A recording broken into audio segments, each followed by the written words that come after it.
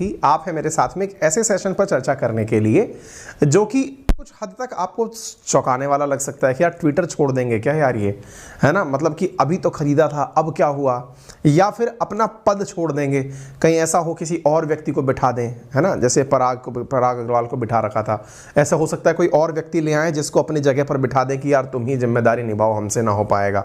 ये बात क्यों आ रही है कि ट्विटर के मुखिया का पद छोड़ देंगे एलन मस्क, और ये बात इसलिए बहुत ज़्यादा यथार्थ हो जाती है क्योंकि इनका पुराना इतिहास ऐसा रहा है कि इन्होंने जो भी कहा है वो कर दिया है। अब जो कहा है वो कर दिया है, इसकी शुरुआत कहाँ से होती है, पहले मैं आपको कुछ चीज़ें दिखा देता हूँ, क्योंकि आज के अखबारों की सुर्खी है कि should I step down.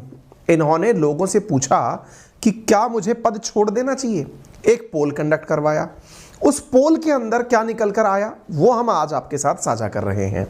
Twitter की कमाल संभालने के बाद एलन मस्क अक्सर चर्चा में है, और 19 दिसंबर के दिन पता नहीं इनके दिमाग में क्या आया, इन्होंने लोगों के सामने एक सवाल पूछ लिया।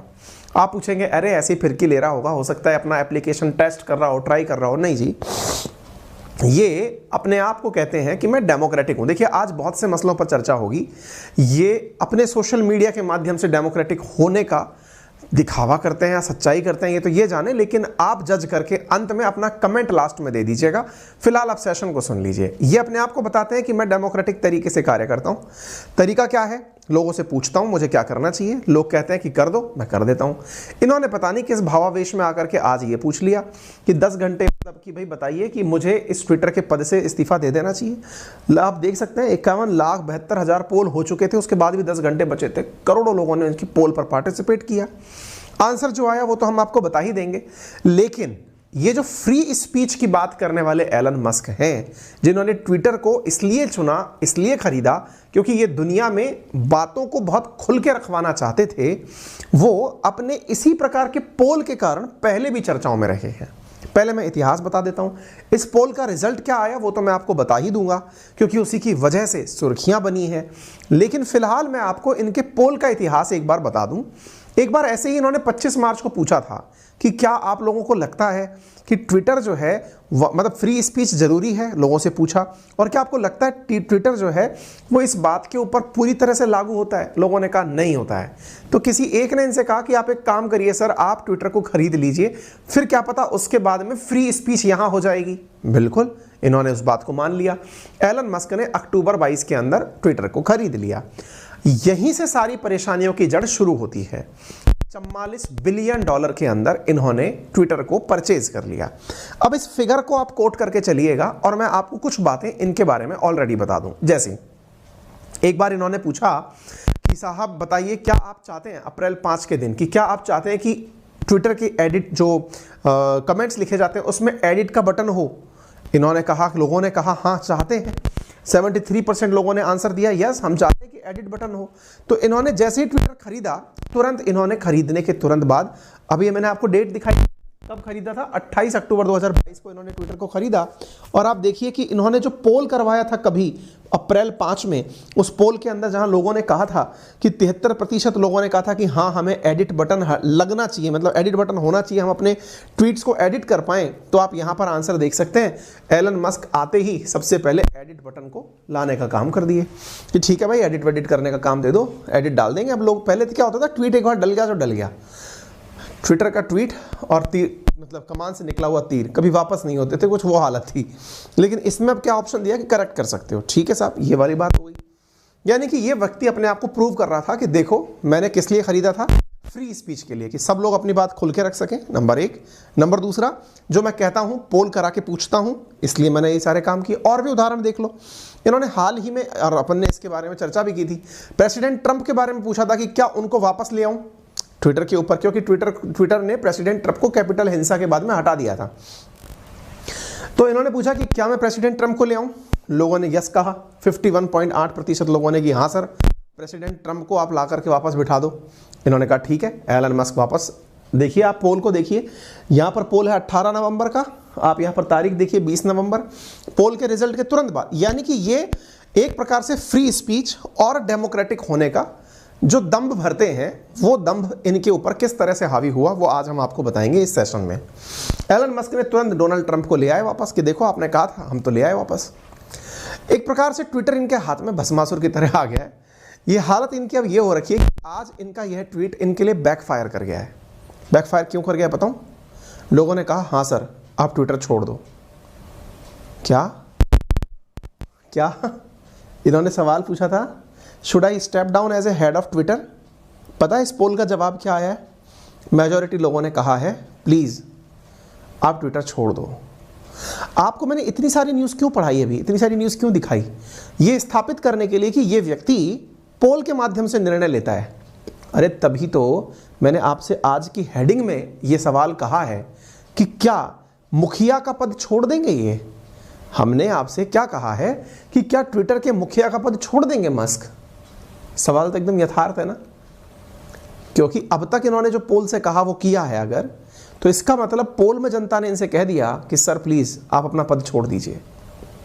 पोल का रिजल्ट इनके खिलाफ चला गया है। और अगर ऐसा हुआ है तो जो व्यक्ति अपने आप को कहता था कि मैं तो पोल में जनता से पूछ कर काम करता हूं, वो जनता इनसे बोल दी है कि हाँ सर प्लीज़ छोड़ दीजिए। घनघोर बेइज्जती है। ऐसी क्या परिस्थितियां बनी जिसके कारण एलन मस्क को इतना चाहने वाले लोगों ने अपने पोल के माध्यम से ही जवाब दे दिया प्लीज़ छोड़ दो? ये मतलब घनघोर बेइज्जती टाइप की बात है। कारण इसके बहुत सारे हैं। कारण क्या है? उन कारणों के पीछे की कहानी शुरू होती है ऐसी घटनाओं से जिन्हें एलन मस्क जवाब नहीं दे पाए। जैसे 5 नवंबर को एक खबर प्रकाशित होती है कि एलन मस्क दुनिया से कह रहे हैं कि मेरा ट्विटर को चलाने में प्रतिदिन $4 मिलियन यानी $40 लाख यानी 40 लाख इंटू यानी कम 32 करोड़ रुपीस पर डे खर्च हो रहा है। 32-35 करोड़ रुपीस पर डे खर्च हो रहा है। ये कौन बोलते हैं? एलन मस्क बोलते हैं। इस वजह से प्रतिदिन इतना पैसा जब खर्च हो रहा है ट्विटर को चलाने में, तो ऐसी स्थिति में मुझे लोगों को जॉब से निकालना पड़ेगा। और यही कहते हुए इन्होंने लोगों को जॉब से निकालने का काम कर दिया। जैक डॉर्सी बाहर आए और उन्होंने कहा कि मैं इस बात की जिम्मेदारी लेता हूं कि जो एलन मस्क लोगों को बाहर निकाल रहे हैं इसके पीछे बड़ा कारण मैं हूं। लोगों ने पूछा भाई आप कैसे हो? आप तो ट्विटर को बनाने वाले व्यक्ति थे। बोले मैं बताता हूं क्या है। असल में एलन मस्क ने जिन लोगों को निकाला उसके पीछे की गणित मैं अब आपको समझाता हूं और कोशिश करूंगा कि आप इस बात से बहुत कुछ समझने का प्रयास करें।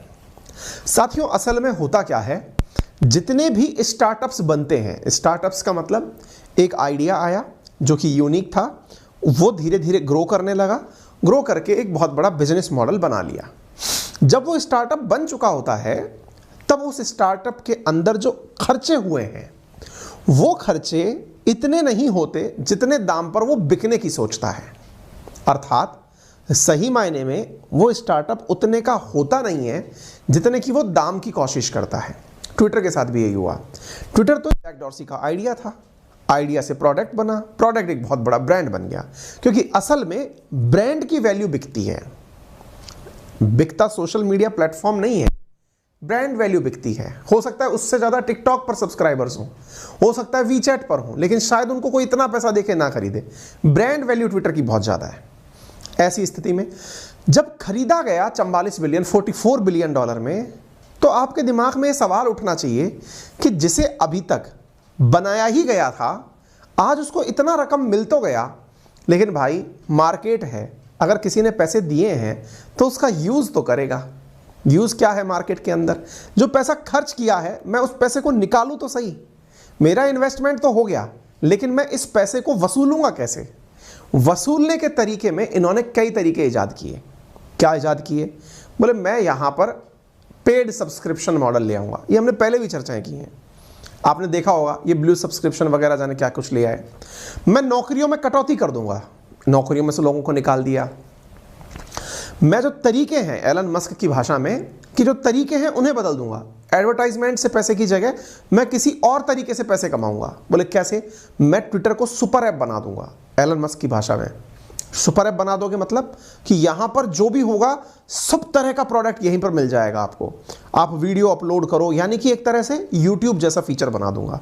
यानी इन्होंने ट्विटर का जो मूल स्वरूप था, जिसकी लोगों को आदत थी, ट्विटर की लोगों को आदत इसलिए थी क्योंकि वहां पर सरकारी सिस्टम बहुत ज़्यादा होता था क्योंकि वहां पर कोई भी इंस्टा जैसी रील नहीं डालता था। अगर किसी व्यक्ति को बात डालनी है तो वो केवल मैसेजिंग फॉर्म में बात डालता था, लिमिटेड शब्दों में महत्वपूर्ण बातें हो जाती थी। यह हाल नहीं था जिस तरह से इंस्टा पर या यूट्यूब पर शॉर्ट्स का जमाना चल रहा है, वो हाल नहीं था कि आप रोल करते रहिए और टाइम खराब करते रहिए। तभी तो सब लोग अपने हिसाब से, जैसे होता है ना, फॉर्मल्स जो है वो ऑफिसर्स की एक मतलब एक नेचुरल चॉइस होती है, क्योंकि इसमें कोई डिबेट नहीं होगी कि कितना फॉर्मल। एग्जैक्टली ट्विटर जो था वो इतना फॉर्मल था सोशल मीडिया में कि इससे ज़्यादा फॉर्मल क्या रख लोगे। 150 शब्द, मैंने कुछ शब्द की लिमिट है, इतने ही शब्द में अपनी बात लिखनी है, ऊपर नीचे नहीं कर सकते, यानी कि ज़्यादा नहीं कर पाओगे, इसमें वीडियो नहीं डाल पाओगे। तो एक प्रकार से वो फॉर्मल प्रकार का सोशल मीडिया था। ये इसको इनफॉर्मल बनाने निकल पड़े। लोगों को बड़ी इरिटेशन हुई इस बात से। इरिटेशन हुई तो लोग ऑब्वियस सी बात है कि इनके खिलाफ होंगे, और खिलाफ होने का काम भी निकल के आया। तो ऐसी स्थिति में एलन मस्क ने जो ट्विटर स्टाफ से हाल ही में कहा कि या तो वे नौकरी छोड़ दें या लंबे लंबे घंटे काम करें। ट्विटर की वजह से, ट्विटर के फैसलों की वजह से, जो इतने दिनों से, देखिए क्या होता है ना, आप ऐसे समझिए, आपके दिमाग में ब्यूरोक्रेट्स या फिर कोई भी सज्जन व्यक्ति की एक इमेज, जेंटलमैन की इमेज क्या बनाई जाती है कि वो फंकी जीन्स नहीं पहनेगा, वो टी शर्ट्स कसी हुई नहीं पहनेगा, बिल्कुल फॉर्मल्स सब कपड़े, सादा कपड़े पहनेगा, मतलब अपने एकदम प्रेस किए हुए कपड़े पहनेगा, पॉलिश किए हुए शूज़ पहनेगा, वो बहुत अच्छे से कटिंग शेविंग करके रहेगा। ये एक अपने दिमाग में एक जेंटलमैन टाइप की इमेज दे दी गई है। हालांकि ज़रूरी नहीं है कि जेंटलमैन केवल इसी प्रकार के कपड़ों में हो, धोती कुर्तों में भी जेंटलमैन हो सकते हैं, कुर्ते पायजामे भी जेंटलमैन हो सकते हैं, लेकिन एक परिभाषा जो अपने दिमाग में बचपन से बिठाई गई, उस परिभाषा के अंदर ट्विटर को अगर हम डालकर देखें तो असल में ट्विटर से लोगों की अपेक्षा थी कि तुम जेंटलमैन सोशल मीडिया हो। अब तुमने अगर कुछ गड़बड़ किया तो जो इस जेंटलमैन सोशल मीडिया को चाहने वाले लोग थे ना, जो इस पर एडवर्टाइज दिया करते थे, जैसे अभी आप यूट्यूब पर मेरा सेशन देख रहे हो तो उससे पहले भी कुछ एडवर्टाइज चले होंगे या फिर अब बीच बीच में आ जाते हैं। तो ये एडवर्टाइज देने वाले जो लोग होते हैं, बड़ी कंपनियां जो एडवर्टाइज देती हैं यूट्यूब को या ट्विटर को, इन्होंने किनारा कर लिया ट्विटर से कि यार ये वो नहीं रह गया जो हमें चाहिए था। इसकी वजह से क्या हुआ, इनको एडवर्टाइजमेंट मिलना कम हो गया, और जो ये व्यक्ति को एडवर्टाइज मिलना कम हुआ, इनकी कमाई कम होने लगी। चूंकि इन्होंने टेस्ला के शेयर बेच करके इसको खरीदा था, वर्ल्ड रैंकिंग में ये भी गिर करके नीचे आ गए, इनकी नेटवर्थ घटना शुरू हो गई। इन्हें ये कुल मिलाकर समझ में आ गया कि यार इनके कुछ फैसले ऐसे हैं जो इनको बैकफायर कर रहे हैं। हालत ये हो गई कि इन्होंने टारगेट तो किया था कि हम एक साल में $7.5 बिलियन कमाएंगे, लेकिन वैसा ये कमाकर नहीं देख पाए। इनके एड रेवेन्यूज गिरने लगे, एडवर्टाइजमेंट से मिलने वाला पैसा जो है वो धीरे धीरे नीचे आने लगा। अब आप कॉमन सेंस रखिए, इनका एडवर्टाइजमेंट का रेवेन्यू जो पहले बढ़ता हुआ रहता था वो गिरने लगा। ये आदमी यहां भी नहीं रुका, इसने एक जिद ले ली कि यार तुम लोग एडवर्टाइजमेंट को बंद करना चाहते हो मुझके मेरे ऊपर, मैं एडवर्टाइजमेंट लाऊंगा ही नहीं। यानी कि इन्होंने एक प्रकार से इतना सख्त होने का फैसला किया कि मैं तो केवल पैसे लूंगा वेरिफिकेशन करने के, मैं एडवर्टाइजमेंट लाऊंगा ही नहीं, पैसा कमाने का मेरे पास कोई और तरीका है। लेकिन वेरिफिकेशन का इनका आइडिया फेल मार गया। जो व्यक्ति दुनिया के अंदर अपने हर सही फैसले के लिए जाना जाता था, उसके फैसले गलत होने लगे, लोगों के दिमाग में इमेज बिगड़ने लगी। इसकी इमेज थी कि इसने अगर फैसला लिया है $8 में वेरिफिकेशन बेचने का तो वो कारगर हो जाएगा। लोग इससे भी आगे निकले, लोगों ने $8 दे करके फर्जी अपने अकाउंट बना लिए। हालत ये हो गई कि इनका वेरिफिकेशन का जो प्रोसेस था, पैसे दो और ब्लू टिक परचेज करो, वो इतना बड़ा फेल मारा कि कई कंपनियों को करोड़ों रुपए का नुकसान हो गया। हमने इसके ऊपर सेशन भी किया था। एक कंपनी को $15 बिलियन का नुकसान हुआ था इनके इस ब्लूटिक मॉडल की वजह से, क्योंकि किसी और कंपनी, किसी और व्यक्ति ने, फर्जी व्यक्ति ने उस कंपनी का ब्लूटिक लगा करके एक फर्जी अनाउंसमेंट कर दिया। उस वजह से कंपनी को रातों रात घाटा हो गया। कहने का मतलब यह है कि इनके आइडियाज़ की वजह से जो इनके दिमाग में अस्थिरता है, या यूं कहिए कि जो फिलहाल इन्होंने $44 बिलियन इन्वेस्ट किए, उसे जल्द में निकालने की जो जिज्ञासा कहिए, या फिर जो अस्थिरता इस बात की कि मैंने तो इतना पैसा खर्च कर दिया, अब ये पैसा वापस कैसे निकलेगा, इनके मन के अंदर जो ये इस प्रकार का कौतूहल उठा हुआ है ना, बस यही सारी परेशानियों का जड़ है। तभी तो हुआ ये कि ये एक तरफ बोलते हैं कि मैं एडवर्टाइज नहीं करूंगा, साथ में किसी भी प्रकार का कोई किसी व्यक्ति को फ्री प्रमोशन नहीं करने दूंगा। एक प्रकार से लोग ये कह रहे हैं कि शायद एलन मस्क मानसिक दिवालियापन की तरफ जा रहे हैं। कैसे? जहां एक और ये व्यक्ति अपने द्वारा ये स्थापित करता है कि मैं फ्री स्पीच के लिए ट्विटर को खरीद रहा हूं, वहीं दूसरी ओर इनके प्लेटफॉर्म पर जो भी इनके कॉम्पिटिटर ब्रांड्स हैं, इंक्लूडिंग इंडिया का कू जो कि मतलब एक सोशल मीडिया प्लेटफॉर्म है, इंडियन प्लेटफॉर्म है, उसका जो ट्विटर अकाउंट था वो इन्होंने सस्पेंड कर दिया। मतलब एक प्रकार से वेरिफिकेशन हटा दिया, उसको होल्ड पे डाल दिया। इनका कहना यह है कि मैं ट्विटर अकाउंट्स के ऊपर इनके ट्विटर अकाउंट्स को इसलिए बंद कर रहा हूं क्योंकि ये मेरे प्लेटफॉर्म पर आकर के अपना प्रमोशन कर रहे हैं। अरे भाई, ओपन प्लेटफॉर्म होने का मतलब क्या होता है फिर? आप सोचकर देखें, अभी अगर आप ट्विटर पर जाएंगे तो वहाँ फेसबुक का भी ऑफिशियल ट्विटर अकाउंट है, एप्पल का भी है, इंस्टा का भी है, तो सब व्हाट्सएप का भी है। यहाँ पर सब, चूंकि ये सोशल मीडिया प्लेटफॉर्म है, आपने कह रखा है कि आप फ्री स्पीच के समर्थक हैं, तो लोग अपनी बातें यहाँ रखने आते हैं। तो ट्विटर पर ट्विटर की बुराई आप सोच के देखो। हमने कई बार यूट्यूब के ऊपर कितने सारे सेशंस बनाए हैं जिसमें हमने यूट्यूब की और गूगल की बुराई की है। कई बार आपने देखा होगा, हमने गूगल के ऊपर सरकार का जब भी कोई कठिन फैसला आता है तो हम उसको लेते हैं। हमने यूट्यूब पर ही यूट्यूब की कई बार बुराइयां की हैं, लेकिन कभी ऐसा तो नहीं हुआ कि यूट्यूब ये कह दे कि इसका अकाउंट ही सस्पेंड कर दो क्योंकि ये हमारी बुराई कर रहा है। क्योंकि अल्टीमेटली आपका जो असल आइडिया है वो ये है कि आपके प्लेटफॉर्म पर सब ओपननेस के साथ बातें रखेंगे और आपने बातें रखने के नाम पर कहा कि मैं फेसबुक, इंस्टाग्राम, मास्टरडोन, ट्रूथ, ये सबके प्लेटफॉर्म सस्पेंड कर दूंगा। सस्पेंड क्यों कर दूंगा? क्योंकि मैंने $8 प्रति के हिसाब से लोगों का सब्सक्रिप्शन लेना शुरू किया है। हो सकता है कि ये प्लेटफॉर्म आकर के विज्ञापन करने लग जाएं कि हमारे पास चलो, वहां तो फ्री में ही मिल जाएगा। तो ऐसी स्थिति में बोले कल को कहीं मेरे कस्टमर को ये लोग तोड़ के ना ले जाएं, तो आप सोचकर देखिए, ये मानसिक दिवालियापन नहीं है तो क्या है? जहां एक और ये अपने आप को खुलेपन की स्थापना के लिए स्थापित करने निकले थे, आज वहीं अपनी बातों से अटक रहे हैं।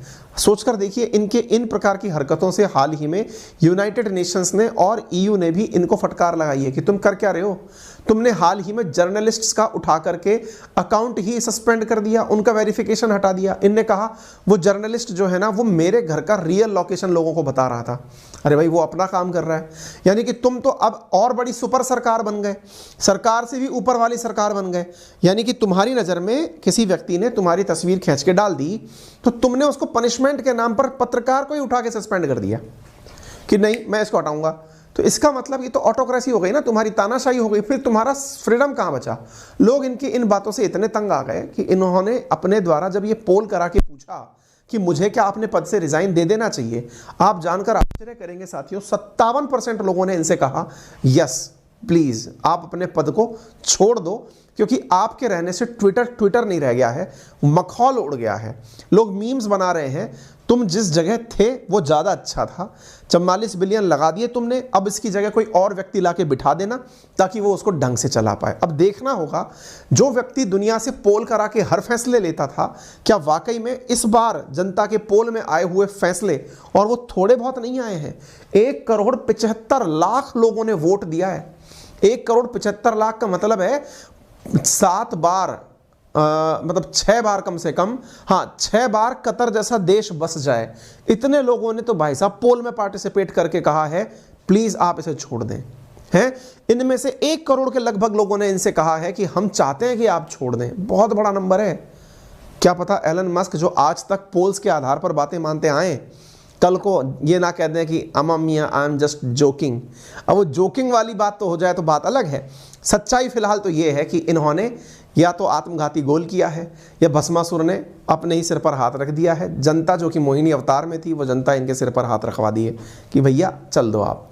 अब होना क्या है ये तो आगे की बात है, लेकिन फिलहाल में मार्केट ने बड़ी इसकी बात में खुशी ली है कि अब क्या पता एलन मस्क पद छोड़ देंगे। और इस खुशी में आप 19 दिसंबर की खबर देख रहे हैं कि टेस्ला के शेयर में अचानक वृद्धि आ गई है कि चलो कम से कम वहाँ से छूटेगा तो टेस्ला पे फोकस करेगा, और इसका मतलब टेस्ला कंपनी ग्रो करेगी। उम्मीद है आपको जानकारी साझा करने में आपको अच्छा लगा होगा, जानकारी पसंद आई होगी। अगर पसंद आई है तो इसे आप भी अपने साथियों से साझा करें। मेरा रेफरल कोड है अंकित10, जिसका यूज़ करके अनअकैडमी के टॉप एडुकेटर्स के द्वारा क्रिएटेड जो कोर्सेज हैं उनमें एक ऑफर अभी फिलहाल के लिए चालू हुआ है, जिसमें 18 महीने का सब्सक्रिप्शन प्लस कॉम्बो, जिसके अंदर प्रीलिम्स, मेंस और ऑप्शनल्स में मल्टीपल वैरायटी, और वो भी बैचेस हिंदी या इंग्लिश जो आपको पढ़ना हो, वो दी जा रही है 64,799 में। और यदि आप मेरा रेफरल कोड अंकित10 यहाँ यूज़ कर लेते हैं तो आपको ये 58,000 में मिलता है, और साथ में 3 महीने का एक्सटेंशन आपको अतिरिक्त रूप से दिया जा रहा है। यह ऑफर 23 दिसंबर तक वैलिड है और इस ऑफर के अंदर आप आरंभ जो बैच शुरू हो रहा है उसे आप ज्वाइन कर सकते हैं। यूपीएससी 2024 को ध्यान में रख करके प्रीलिम्स और मेंस का बैच आरंभ नाम से शुरू हो रहा है दिसंबर 22 को। यदि आप चाहें तो इसे ज्वाइन कर सकते हैं। इसको को ज्वाइन करने में सबसे अच्छी बात यह है कि आपको 0% इंटरेस्ट रेट के साथ EMI ऑप्शंस मिलते हैं, क्लासेस लाइव मिलती हैं, प्रीलिम्स और मेंस की प्रॉपर टेस्ट सीरीज मिलती है, कंटेंट पूरा प्रिंटेड फॉर्म में आपको अवेलेबल होता है, डाउट डिस्कशन के लिए टीचर अवेलेबल होता है और सबसे अच्छी बात यह है कि आज के ज़माने में जहां एक और महंगाई इतनी बढ़ रही है, आपको टॉप एडुकेटर्स से पढ़ने के लिए जहां पर आपको रहने का खाने का खर्च उठाना पड़ता है, वहीं जहां कमरा लेके आपको रहना पड़ता है, आप इस तरह के कोर्सेज को लाइव तरीके से टीचर से इंटरेक्ट होते हुए अपने घर में रहते हुए बेहतरीन पढ़ाई कर सकते हैं।